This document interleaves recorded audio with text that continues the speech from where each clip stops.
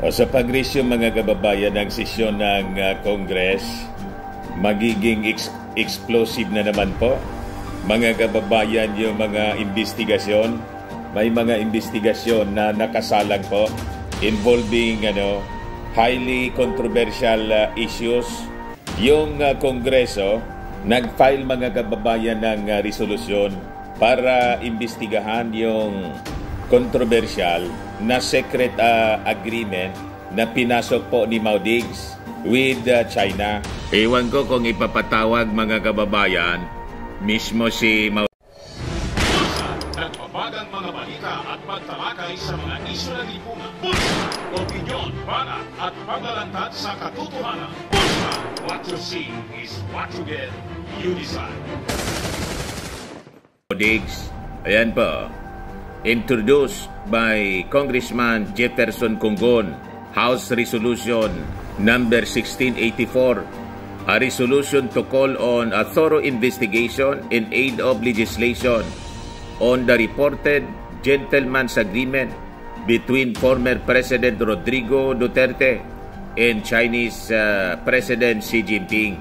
Tapos, anya Mr. Maravillas, tingnan natin mga kababayan kung ipatawag mismo ng Congress si Mao Diggs, kung magawa niya doon na magmumura ng magmumura. Ito mga kababayan yung sabi niya ni House Speaker Martin Romualdez. House of Representatives Speaker Ferdinand Romualdez said, Committees will invite past administration officials to shed light on the supposed gentleman's agreement entered by then President Rodrigo Duterte with China amid contradicting statements. So kailangan imbestigahan mga kababayan para papanagutin kung sino ang pumasok po sa tinawag na gentleman's agreement na nagpasubo sa interes ng ating bansa. So sa Senado naman mga kababayan, may pinatawag din na investigasyon si Senator Bato. Another controversial issue mga kababayan, sabi dito, Bato to investigate alleged PDEA leaks involving Marcos. Para niya Mr. Maravillas, kwentong Motobato ay Motobato. Kwentong Bikoy na naman niya. Malamang mga kababayan kasi tininan ko yung gusto nilang paimbestigahan yung sinasabi nilang PDEA leaks na kinakaladkad mga kababayan yung ating Pangulong Bongbong Marcos sa paggamit daw ng pulburon. At nasa lista ang ating Pangulong Bongbong, yung unang kwento po sa target po ng operation sa isang Makati condominium kasi nagagamit ng droga nga po. Kasama yung nagngangalang Maricel Soriano, referring to Maria. Ayun, pinatulan mga kababayan ni Senator Motobato, Bato de la Rosa. Ayan po, mga kababayan. Senator de la Rosa, chairperson of the Senate Committee on Public Order and Dangerous Drugs, will conduct a motu proprio hearing in investigation into the alleged PDEA leaks involving President Ferdinand Marcos Jr. in the 1.2 ton shabu seized in Alitagtag, Batangas on Tuesday, April 30. So, ngayon po mga kababayan, gagawin yung investigasyon kasi nga daw po lumantad na yung witness, yung mismong nakapirma doon sa drug operation po na pinakalat sa social media na ang sabi ng PDEA po, fake. Ayan po ang balita ng Sunshine Radio. PDEA agent na nagtuturo kay PBBM lumantad na. Extensive ang coverage po nila. Pinagpapaniwalaan ito mga kababayan. Pinatulan ni Bato. Chinig ko mga kababayan yung mainstream media, yung mga malalaking news outlets, television, radio, pati mga periodiko, hindi man po pinapatulan itong kwento ni Bato. At saka yung vlogger na nakabase mga kababayan doon sa Amerika, sila man lang po ang pumapatol sa kwento. Kasi nga po, yung sinasabing witness po, hindi man credible, patong-patong po yung kasong kinakaharap. Parang kwentong Bikoy nga po. Naalala ninyo yung taga rito sa amin na si Bikoy, alias Bikoy, na ginamit ng mga dilawan para isabit sa droga si Digong. Yung series ng videos po, mga dilawan yung nasa likod ni Bikoy.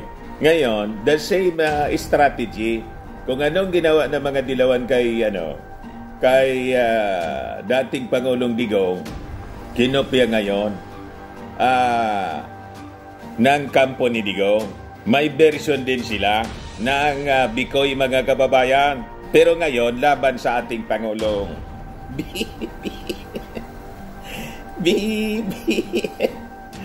Ganon. Bakit man na Mr. Maravillas kwentong Bikoy? Parehas po yung background ng pagkatao. Kaya nga po si Bikoy noon, nakaso ng perjury. Malamang ito rin ang mangyari mga kababayan dito sa PDEA Leaks. Na ang witness nila is certain Jonathan Morales. Parehas po ang kwento ni Bikoy. Ay ng kwentong Bikoy po. Ayan po ang background ng witness ni Bato. November 15, 2012 pa yung kwento sa Inquirer mga kababayan. Former PDEA Deputy Chief Morales is no hero. Report pa ni Kabayan Noli. 5 years ago, mga kababayan. Ito report ng Philstar. Philstar gayon, dismiss na PDEA agent Timbog. March 8, 2023. Yan ang witness nila mga kababayan na ihaharap sa Senado na tumuturo sa ating Pangulong Bongbong Marcos na nagpulburon. Kalbo rin mga kababayan, parang si Bikoy nga. Ayan search na lang ninyo kung ano itong istorya tungkol kay Bikoy na nahatulan po ng perjury. Yan Peter Jumel Advincula, taga rito sa amin, alias Bikoy, guilty sa kasong perjury kaugnay ng Narcolis videos. Kinopya nila mga kababayan yung style ng mga dilawan. Kasi naman niya, pare-pareha sila. Di ba hybrid dilawan? Kaya nga po, noon, to oust Digong, yun ang intensyon ng mga dilawan. Ngayon, to oust our President, BBM. So magtatay-tay sila ng kwento. Parehas na strategy po. May ganon na niya talaga, Mr. Maravillas. May ganon. Ganon ka-desperate po itong mga barkada ni Xi Jinping. Pag natanggal nila kasi yung ating Pangulong Bongbong, ang magiging presidente po, si Inday. At pag si Inday, mga kababayan, na naging Pangulo, malamang sabi nga natin, ang SONA, hindi na po Tagalog or English, Mandarin na po. Nag-gets ninyo po kung ano yung intensyon? So ngayon, mamaya, kilalanin natin kung sino itong ano ang background nito na si Jonathan Advincula, the alleged signatory doon sa operational document na unang ikinalat po sa social media na dinibang na nga po mga kababayan yon ng PDEA mismo. Pero niresurrect nila ngayon. Kasi lumitaw na daw yung mismong signatory. Yan nga pong pinakita ko po sa inyo. So, kilalanin natin kung sino siya. Kapanipaniwala ba siya o another Bikoy witness mga kababayan na inimbestigahan ng Senado na nakaso po ng perjury sa pagsisinungaling. Di ba? But before ko mga kababayan ibigay sa inyo ang Bicoy Story, another Bicoy Story, click subscribe muna dito sa ating YouTube channel and hit the notification bell para lagi po kayong updated sa mga kaganapan dito sa ating bansa. Like and share na rin po ninyo ng ating video. At huwag na rin po ninyo na skip yung ating mga commercial ads para tuloy-tuloy lang ang pag-unlad ng Bagong Pilipinas. Sa mga naghanap ng malinis and spacious fitness gym, bumisita lang po kayo sa aming Colossal Fitness Gym. We also offer Grab Car Rental with our brand new 2023 model ng Toyota Innova. We also accept booking for those who are planning to travel via PAL, Cebu Pacific, and other airline companies, and bills payment for Meralco Bills, PLDT, etc. Ang Colossal Fitness Gym is located at 3rd floor Security Bank Building, Lanco Business Park, Legazpi City, Albay. For inquiries, look for Jilon Maravillas, contact number 0966-802-0949. Pasensya na kayo, medyo maingay po. Bumagsak yung ulan, maugong. Pero maganda naman na umulan kasi napakainit po ng panahon. Para medyo lumamig naman, di ba? Laging matao na po sa amin. Ito naman po yung aming Innova. Na-set up na rin yung aming mga bagong gym equipment. May treadmill na rin po kami. Ito naman po yung bago naming product na binibenta online. Eye Glow Serum, whitening po siya. Tingnan ninyo yung epekto sa aking anak na architect before and now. Yung mga inquiries po ninyo, dumiretso na lang kayo sa kanyang Facebook account, Riz Maravillas. Ito naman po, Firmax Firming and Lifting Cream. Pinapay po sa mga pulses and affected area. Mainam po ito sa mga pains at mga paninigas na mga kasok-kasuan. Ito po, Automax Radiant Serum. Sa mukha naman yung application, anti-aging po siya. You will look 10 years younger than your age. Sa mga cancer patients naman po, baka lang gusto ninyo itong itry. Ningxia Red Mix Fruit Drink. Hindi man po siya gamot, food supplement siya. Kaya lang, gawa siya mga kababayan sa goji berry. Yung goji berry may anti-cancer properties. Yung mga inquiries ninyo, dumiritso na lang kayo sa aming messenger sa Facebook para masagot namin agad. Ayos pa? Ayos na dyan, Mr. Maravillas. Excited na kami sa kwento mong Bicoy.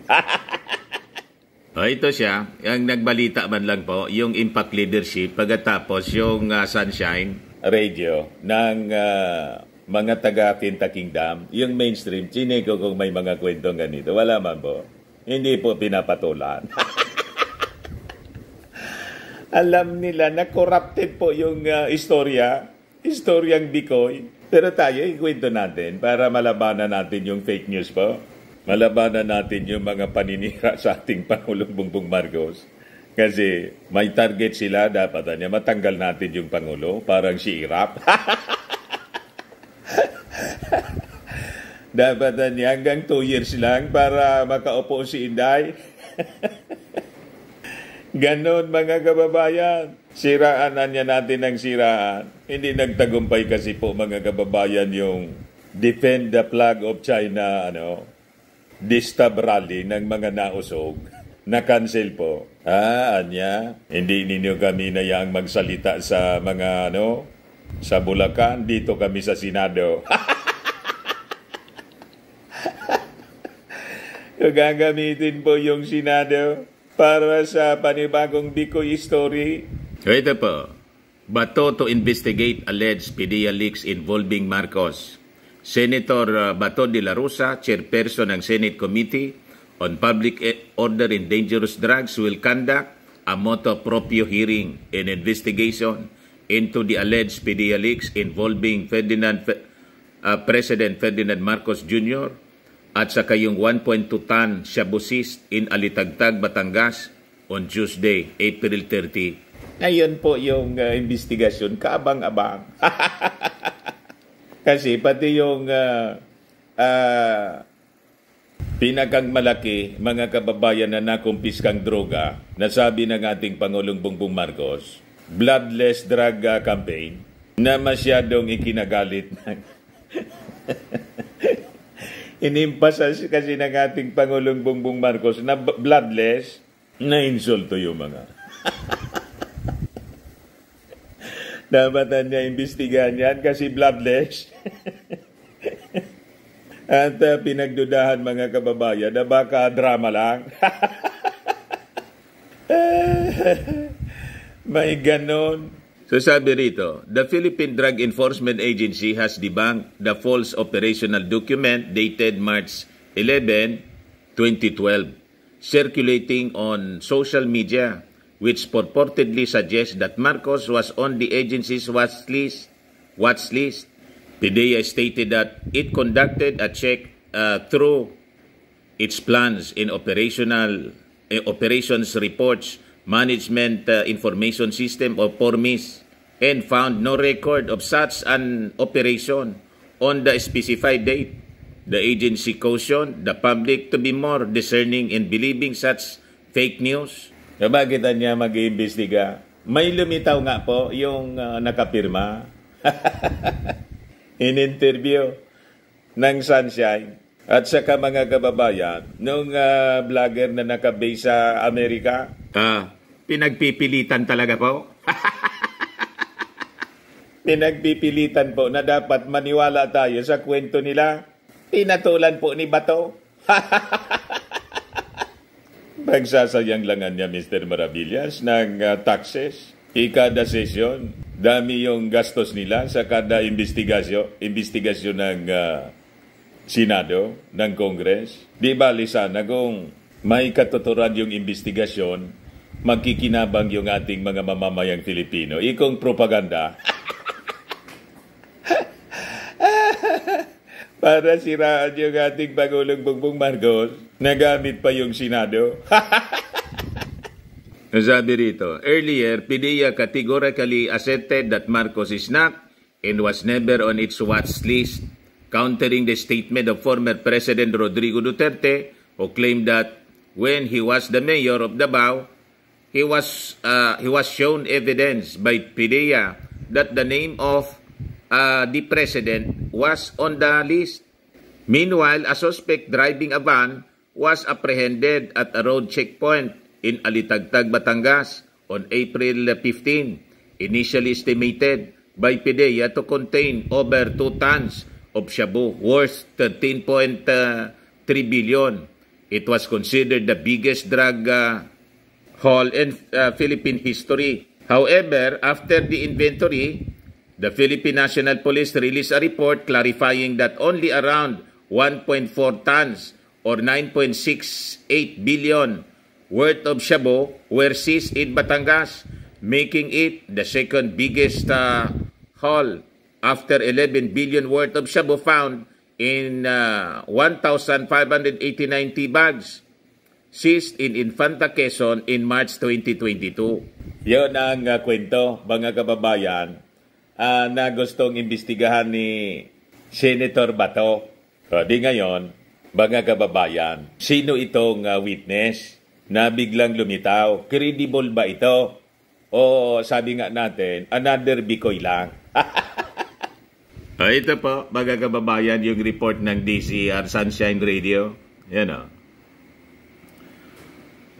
Nagpapaniwala sila dito. Ito yung tinitingnan nila na credible na magkikwento, mga kababayan, with the so-called witness nila na PDEA agent. Sabi dyan, PDEA agent na magdidiin kay PBBM sa isyu ng illegal na droga lumantad na. Lumantad sa publiko ang dating investigation agent ng PDEA at team leader na nasa likod ng pre-operation report order, letter at authority to operate para hulihin ang artistang si Maricel Soriano at nooy Senador Ferdinand Bongbong Marcos Jr. dahil sa paggamit ng illegal na droga. Ganon, mga kababayan, ang script nila ng kwento. Sa pinakabagong video ng political blogger na si Maharlika ay matapang na sinagot ng PDEA agent na si Jonathan Morales ang isyu na nag-ugnay kay Pangulong Bongbong Marcos sa pinagbabawal na gamot at inamin na siya ang pumirma ng nasabing mga dokumento at hindi ito AI-generated o gawa-gawa lang. Gusto ko lang pong ilinawin na ito po ay pirma ninyo at hindi po AI-generated. Pirma ko po yan, ako po ang pumirma niyan. At hindi lang po iisang ganyang ang napirmahan ko. Marami na rin po akong pre-ops na napirmahan ayon kay former investigation agent PDEA Jonathan Morales. Meron pong litrato kasi, yung litrato na yon nanggaling po sa cellphone ng reportee o yung confidential informant. Pero sigurado po kayo sa kakatanda niyo po na nandun sa litrato na nakafile sa PDEA ang mukha ni Maricel Soriano at ni Bongbong Marcos? Sagot niya po, opo, nandun po. So doon sa picture na yon, meron silang sinisinghot na white powdery substance. Sagot niya po, opo. Wow, so grabe, saan pa nito? Ayon sa kanya, hindi na natuloy ang operasyon na huliin niyon si Bongbong Marcos dahil mayroon anyang pumigil rito, ngunit tumanggi itong pangalanan dahil na rin sa gagawing investigasyon ng Senado. Ngayon, yung tanong, pero masasagot niyo po ba na may pumipigil dito? May pumipigil pero hindi po mo nasasabihin yung identity ng mga tao na nasa likod niya. Doon na lang po sa Senado, ipagpaumanhin niyo po, Ani Morales. Sabi dito sa kwento, matatandaan nung unang lumabas ang mga dokumento ay tahasan itong itinanggi ng PDEA.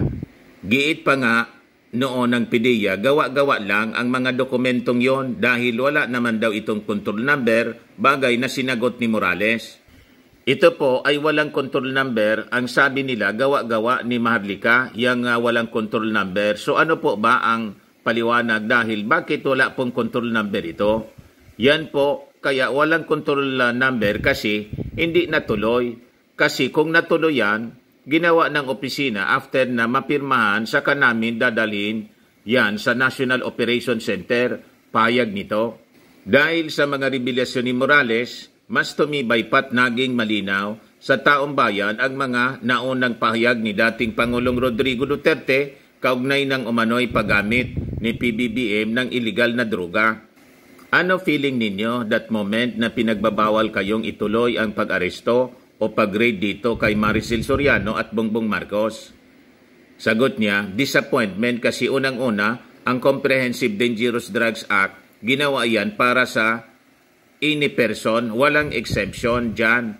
Ikumbaga, ginawa iyang batas para papanagutin kahit man sinong tao, dagdag ni Morales. Sa huli, hinamon ni Morales si PBBM na sumailalim na lang sa drug test. Kaya ang demand sa kanya, lalo yung grupo namin at demand namin sa kanya is hair drug test. Kumbaga, yun talagang makikita talaga kahit matagal kang gumagamit, makikita ron, anya.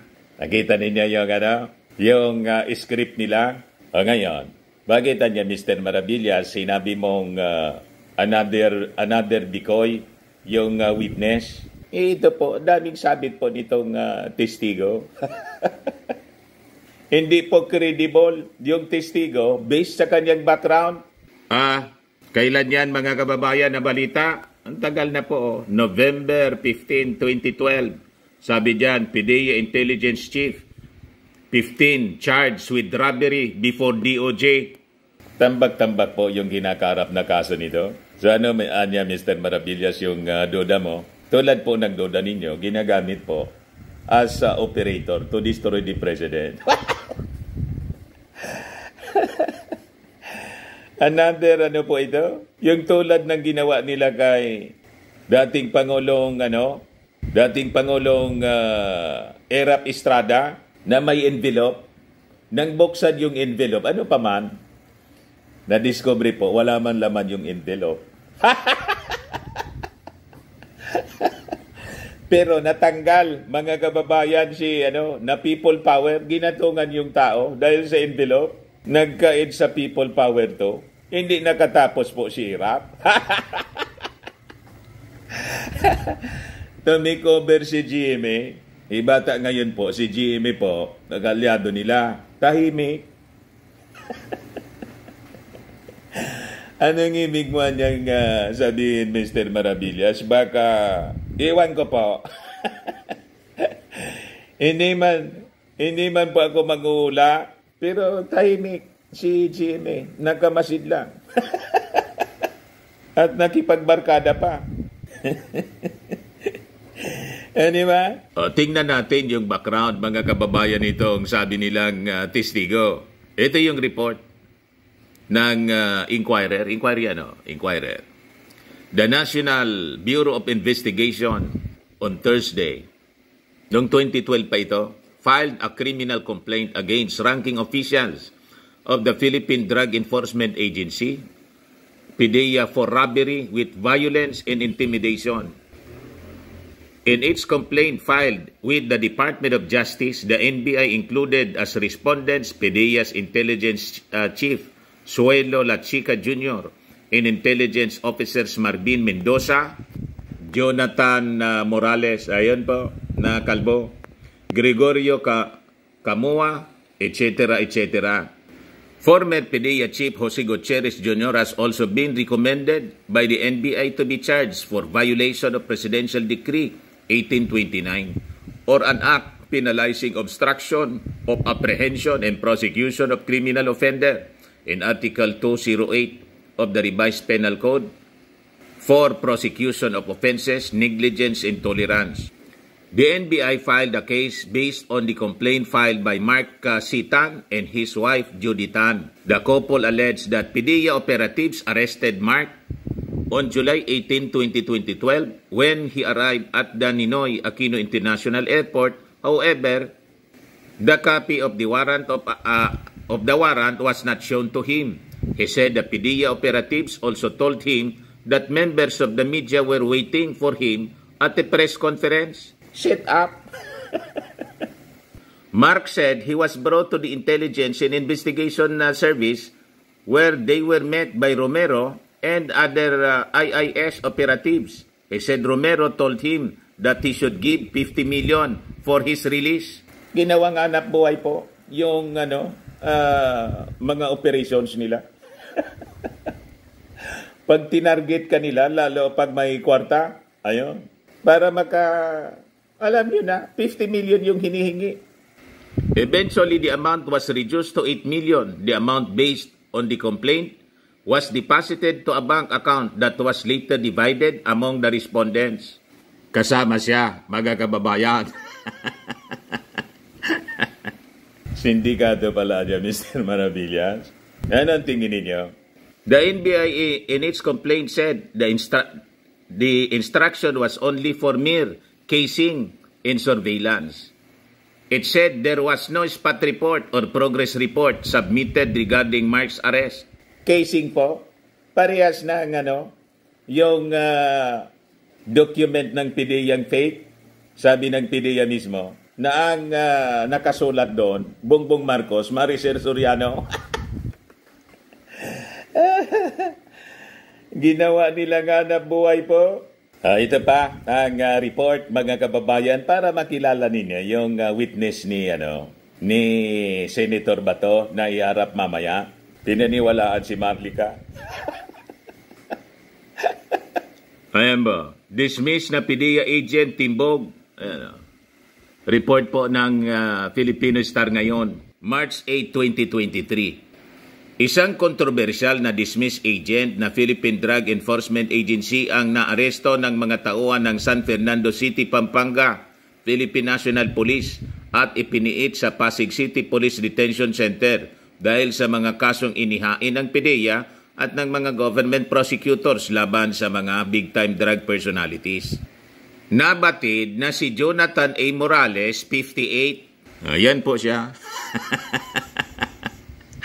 Yan ang minimin doon sa report na yon. Para makilala ninyo kung kapanipaniwala ba yung witness na iharap nila mamaya, ay inaristo sa bisa ng warrant of arrest na inisyu laban sa kanya kaugnay na mga kasong kriminal na kanyang kinakaharap gaya ng false testimony sa ilalim ng Article 180 ng Revised Penal Code at paglabag sa Section 91 at 92 ng Republic Act 9165 o ang Comprehensive Dangerous Drugs Act of 2002. Sanay po sa false testimony.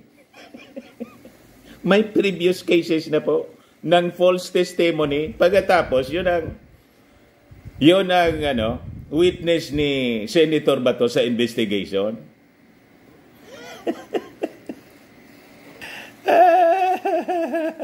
Kaya sabi natin, another case of Bikoy po. Isabi po sa Bible, A corrupt tree, corrupt fruit. pag corrupt niyang kahoy, corrupt din ang bunga. Pag corrupt na tao, corrupt din ang kanyang testimony, madaling sabi. Tama? Ang corrupt daw na kahoy, sabi sa Bible mismo, corrupt ang bunga. Maniwala ka sa corrupt na tao na nagsasalita, corrupted din ang sasabihin niya. Tama pa? Hindi magkakamali ang Bible po. Matthew 12, verse 33. Either make the tree good and its fruit good, or else make the tree corrupt and its fruit corrupt, for the tree is known by his fruit. Kaya may kasabihan po tayong kung ano ang puno, siyang bunga. Ang puno nila, si digong. Ang bunga, si bato.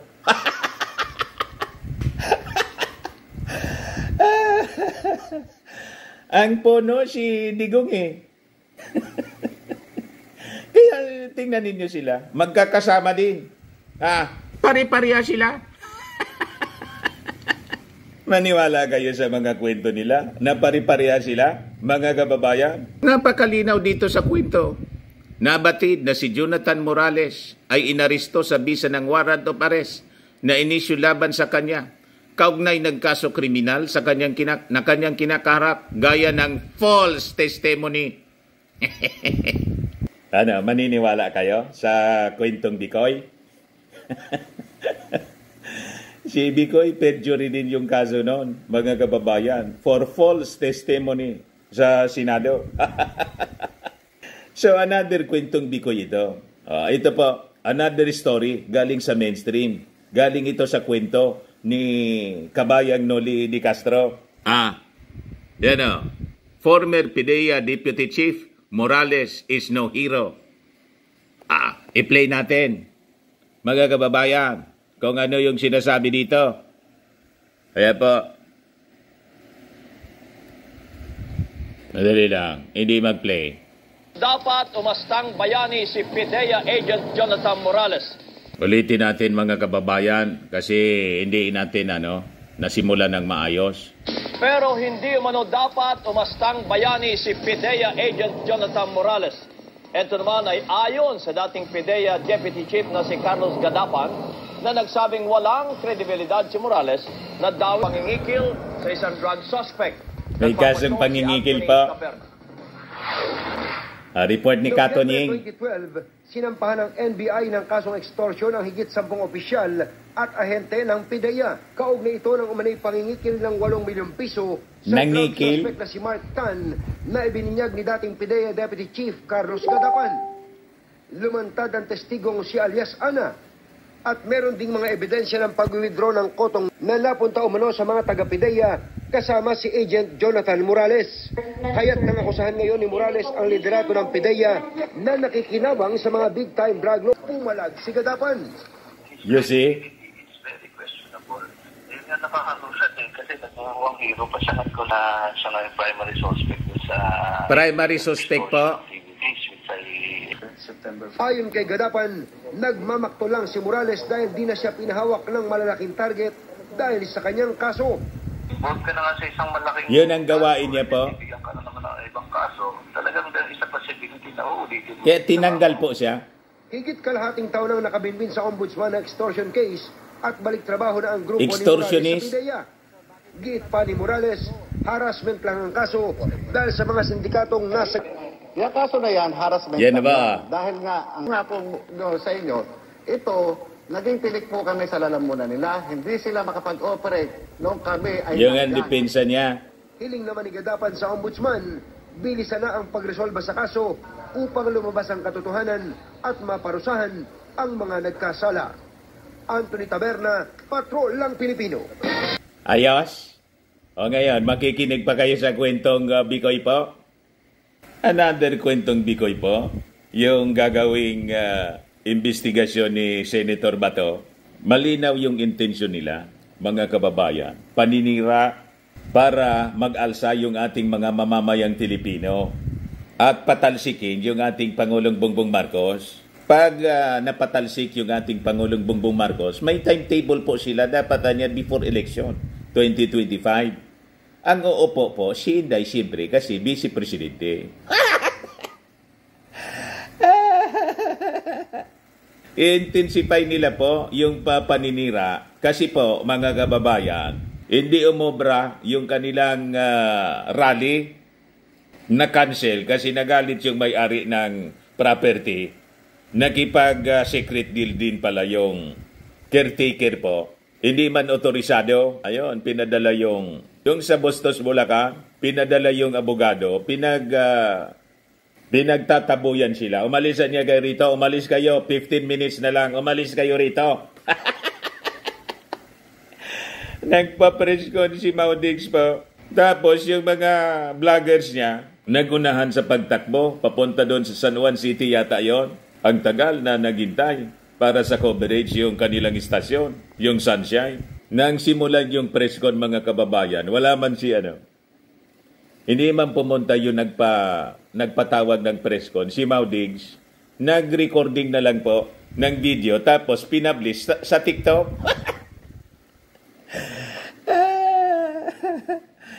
Inindyan sila ng kanilang leader. Kaya dito sa investigasyon mga kababayan, malamang sa malamang ito yung intensyon nila, gagamitin nila yung Senado. Hindi maniwala po yung mga nag-react dito, sabi dyan, welcome ICC. ICC muna sir. Sabi ni Chris, Magadya, una-unahan lang yan. In case of emergency, call ICC. Sabi ni RNCS, disparate moves talaga. Disparate moves. Sabi ni Jonathan Maniago, paalam unity. Sabi ni Angelito Escalante, get ready to rumble. Sabi ni Virgilio Lintejas, ay nako, pro-China ang mag-initiate sa investigation.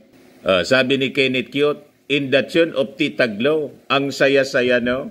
So nakakaalata sila na baka nasa likod nito po ang brain, si original member ng The Platters. Tahimik si original member ng The Platters po. So anyway, mga kababayan, ayan man lang po ang ating